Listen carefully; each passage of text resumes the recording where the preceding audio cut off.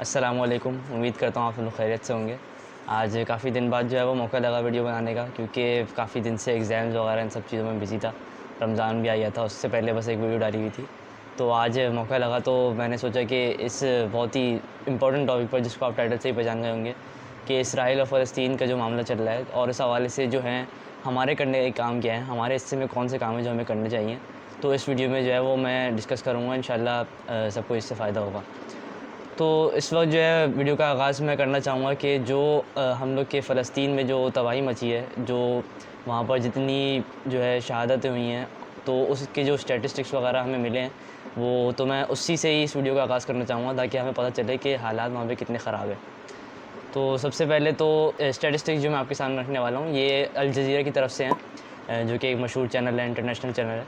तो इसके हिसाब से जो है गज़ा में इस वक्त 4 जून के ये स्टैटिस्टिक्स है जो मैं आपके सामने रख रहा हूँ। इस वक्त गज़ा में जो है वो 36,550 लोग जो हैं वो शहीद हो चुके हैं, जिसमें से 15,000 से ज़्यादा जो हैं वो बच्चे हैं। और उनमें से जो है इंजर्ड जितने लोग हैं, जितने लोग ज़ख्मी हैं, उनके हवाले से है कि 82,959 और लगभग 10,000 से ज़्यादा जो है वो वहाँ पे लापता हैं। तो उनका भी हो सकता है मलबे के नीचे दबे हुए हैं। और ये तो ना जाने नोट डाउन किए हुए हैं, ये जो स्टैटिस्टिक्स मैं आपके सामने रख रहा हूँ कि इतने लोग शहीद हुए, और कितने हैं जो कि नोट ही नहीं हो सके, जिनका बिल्कुल जो है नामो निशान मिट गया, बिल्कुल उनके चीथड़े उड़ गए हैं बम धमाके इन सब की वजह से। तो इस वक्त जो है 245 दिनों में इतनी ज़्यादा तबाही वहाँ पर हुई है। और उसके अलावा जो है अगर हम इसराइल का थोड़ा सा हाल देखें, इसराइल में कितना नुकसान हुआ है, तो उसके हवाले से सिर्फ 1100 से थोड़े से ज़्यादा लोग जो हैं वो मरे हैं, और उसके अलावा जो है वो 8,000 कुछ जो हैं ज़ख्मी हुए हैं। तो कहाँ 1100 लोग और कहाँ 36,000 लोग, कितना बड़ा डिफरेंस है। और उसके अलावा कहाँ जो है लोग सिर्फ 8,000 ज़ख्मी है, कहाँ वो जो है वहाँ पे 82,000 लोग जो हैं वो ज़ख्मी हैं। और ये कितनी बड़ा जो है वो डिफरेंस हमें दिख रहा है इसमें। तो साफ-साफ जो है ये एक जेनोसाइड ही है, कोई जंग नहीं है, किसी किस्म का कॉन्फ्लिक्ट नहीं है। सिर्फ़ जो है ये एक जेनोसाइड ही है, नस्लकशी है। ये वहाँ के लोगों को बिल्कुल ख़त्म करने के लिए, उनसे जो नफ़रत है उसको बिल्कुल निकाल रहे हैं लोग, और उसको जो है कोई रोकने वाला नहीं है। और उसके अलावा जो है जो वहाँ पे तबाही जो हुई है, जो कि इमारतें वगैरह गिरी हैं, इन सब के हवाले से जो है वो ये आ रहा है कि आधे से ज़्यादा गज़ा के जो घर हैं वो तबाह और बर्बाद हो चुके हैं बिल्कुल। और उसके अलावा जो है वो 86% जो है वो स्कूल बिल्डिंग जो है, जो कि तालीमी इदारे हैं, वो बिल्कुल तबाह हो चुके हैं स्कूल्स। और उसके अलावा 35 में से 14 हॉस्पिटल जो हैं वो फ़ंक्शन तो कर रहे हैं, लेकिन बिल्कुल आधे पौने चल पा रहे हैं, क्योंकि ज़ाहिर है वहाँ पे रिसोर्सेज़ बिल्कुल भी नहीं है। और उसके अलावा जो है वो 83% ground water wells not operational, मतलब वहाँ पे जो कुएँ हैं, 83% कुएँ जो हैं वो जो है वहाँ पे बिल्कुल काम करना बंद कर चुके हैं, क्योंकि ज़ाहिर है उसमें मलबा वगैरह आ गया होगा, बिल्कुल तबाही और बर्बादी वहाँ पे मची है। और साथ ही साथ जो है वो 267 places of worship has been destroyed, मतलब 267 जो है वो इबादत गाहें जो है तबाह हो चुकी हैं। तो ये हम सब लोग को पता होना चाहिए स्टैटिस्टिक्स, और उसमें से बहुत सारी चीज़ें भी हैं कि वहाँ पर जो है जब खाना, जो इमदाद हम लोग जो वहाँ पे पैसे भेजते हैं, जो उसके हिसाब से जो खाना वहाँ पे जा रहा होता है, उसको भी ये लोग जो है वो उन ट्रक्स को भी ये लोग तबाह कर रहे हैं, उसको भी खोल खोल के जो है वो उसके खाने वगैरह ये लोग फेंक देते हैं बिल्कुल। और उसके अलावा जो वहाँ पर बिल्कुल वो लोग अब रफ़ा बॉर्डर पे जो है मुकीम है वहाँ के फ़लस्तीनी लोग जो हैं, तो वहाँ पे भी जो है वो बमबारी की जा रही है, और उनको कहीं भी जो है वो कह लें कि फ़लस्तीन में कोई ऐसी जगह नहीं है जो कि सेफ़ हो उन लोगों के लिए रहने के लिए, जो कि उनके लिए महफूज़ हो, जहाँ पे उन्हें इस बात का यकीन हो कि यहाँ पर जो है अब और बमबारी नहीं होगी। तो वहाँ पे इस वक्त बहुत बुरे हालात हैं, और हमें सब पता होना चाहिए, क्योंकि हम लोग अपनी ज़िंदगी में बहुत जल्दी जो है वो मगन हो जाते हैं। और ये वाक़ई में एक ऐसा वाक़या है कि अगर इस वाक़ये ने आपको अल्लाह के करीब नहीं किया, दीन से करीब नहीं किया, तो ना जाने फिर कौन सी चीज़ जो है वो आपको दीन के करीब करेगी। अब ये सब कुछ ज़ाहिर है देखने के बाद ज़हन में एक मायूसी सी भी होने लग जाती है दिल में, कि हम लोग इतना कुछ करने की अपनी तरफ से कोशिश कर रहे हैं, हम लोग प्रोटेस्ट भी कर रहे हैं, बॉयकॉट भी कर रहे हैं, और ये सब कुछ जो हम लोग कर सकते हैं उनके लिए हम लोग कर रहे हैं, लेकिन सोशल मीडिया पे पोस्टें भी हम लोग लगा रहे हैं, लेकिन इसका कोई आउटकम हमें नज़र नहीं आ रहा। कुछ जो है वो हो नहीं रहा, कुछ अभी भी वहाँ पे लोग जो है वो शहीद पे शहीद हुए जा रहे हैं, और कोई रोकने वाला नहीं है, कोई पूछने वाला नहीं है। तो ये एक तरह से शैतान की तरफ से एक मैं बताऊँगा कि वसवसा होता है, कि वो चाहता है कि हम छोटे-छोटे जो एक्शंस ले रहे हैं, इससे भी कोई हम लोग ये लेना भी, छोटे-छोटे एक्शन हैं ये भी हम लोग लेना रुक जाएँ, ये भी ना लें, ताकि जो है जो इम्पैक्ट इसका, क्योंकि पड़ तो रहा है, क्योंकि पूरी दुनिया को अब ये पता चल रहा है कि सारी दुनिया जो है वो इसराइल के ख़िलाफ़ है, फ़लस्तीन के साथ खड़ी है।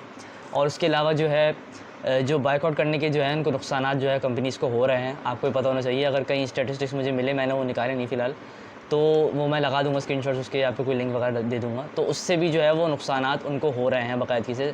तो ये भी, इससे भी जो है वो इम्पैक्ट पड़ रहा है, क्योंकि बड़े आ रहा था मैकडॉनल्ड्स का बड़ा मज़ाक उड़ा रहे थे लोग कि वो लोग जो है वो इतने ज़्यादा डिस्काउंट ऐसे दे रहे हैं जो ज़िंदगी में उन्होंने कभी दिया ही नहीं। तो उनको ज़ाहिर है देना पड़ रहा है, क्योंकि उनको लॉस हो रहा है इसकी वजह से। तो ये चीज़ें भी आपने जारी रखनी है। लेकिन अगर ये सब देखने के बाद आपका जो है वो माइंड एक लॉन्ग टर्म प्लान की तरफ नहीं गया, तो ये भी आपको इसकी तरफ भी जो है वो थोड़ी तवज्जो देने की ज़रूरत है, और यही मेरी वीडियो का जो है वो मेन पैगाम रहेगा। तो आखिर ये लॉन्ग टर्म प्लान है क्या, जिस चीज़ की मैं बात कर रहा हूँ? तो उसके लिए ज़रा थोड़ी सी मैं आपको एग्जांपल ही देता हूँ, जो कि हाल ही में कुछ अरसे पहले हुआ है। तो आप लोगों को ये मालूम है कि इसराइल इस वक्त जिस मुकाम पर मौजूद है, कि अब उसको कोई मुस्लिम ममालिक जितने भी हैं, कोई भी मिल के उन्हें रोक नहीं पा रहा, इसराइल को रोक नहीं पा रहा। और यूएसए की इतनी ज़बरदस्त किस्म की सपोर्ट उनके साथ है कि इमदाद पे इमदाद उनको मिलती रहती है। इतने बिलियन डॉलर्स जो हैं वो खर्च हो चुके हैं। तो बाकायदगी से वीडियोज़ आ रही होती हैं कि जो मिसाइल गिरे हुए हैं वो उस पर यूएसए मिलिट्री एड लिखा होता है बाकायदगी से। तो उसके अलावा जो है ये यूएसए की इतनी उनके साथ सपोर्ट है, और इतनी मईशत पे उन्होंने पूरी दुनिया पे कब्ज़ा किया हुआ है।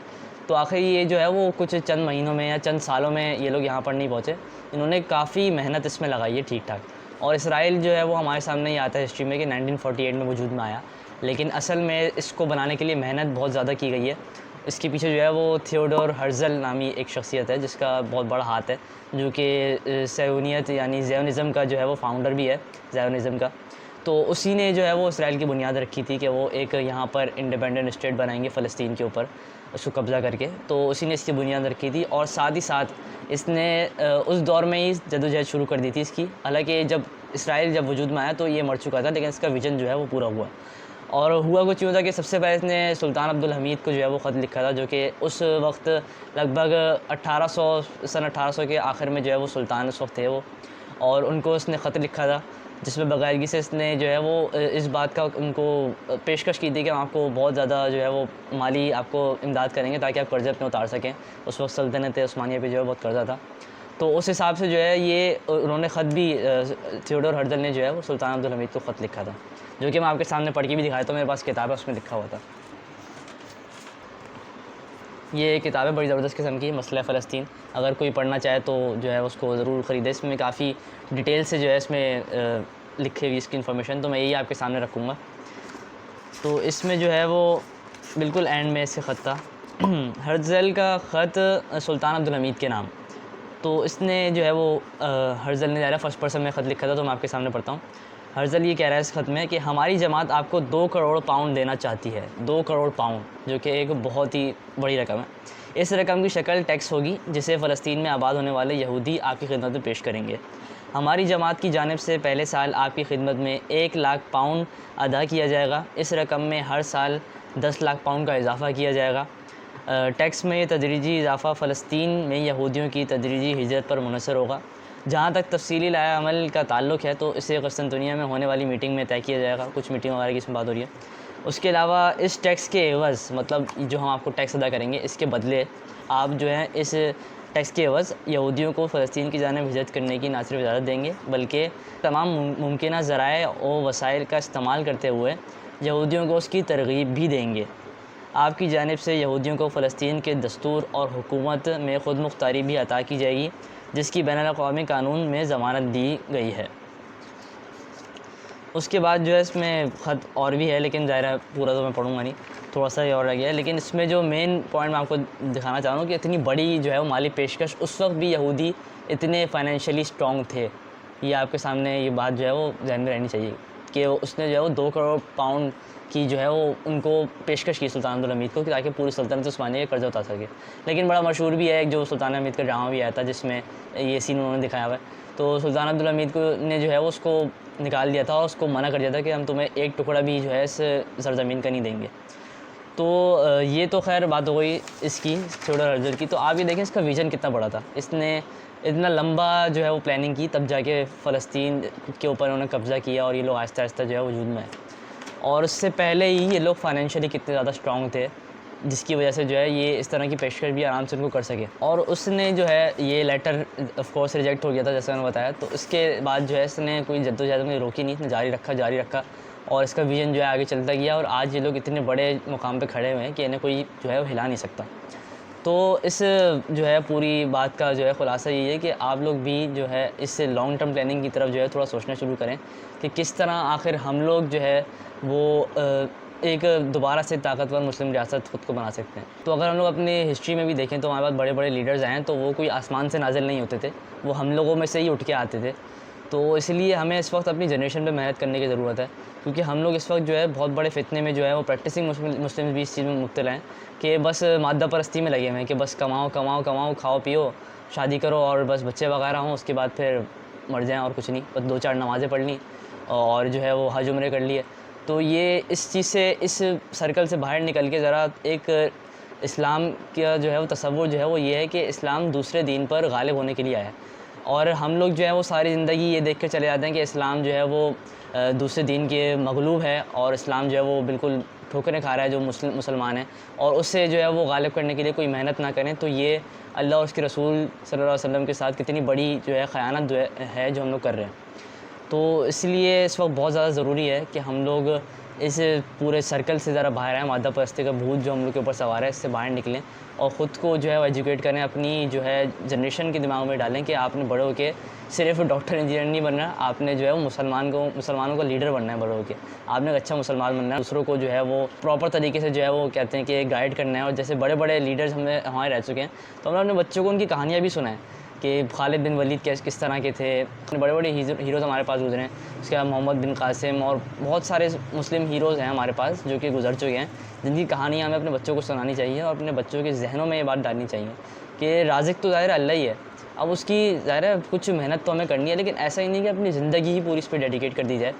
तो इसीलिए इस वक्त ये बहुत ज़्यादा ज़रूरी है, अगर आप दिल से चाहते हैं कि फ़लस्तीन के लिए कुछ करें तो अपने आप को इस लॉन्ग टर्म प्लान का हिस्सा बनाएं, अपनी नई जनरेशन पे मेहनत करें, ख़ुद अपने ऊपर मेहनत करें।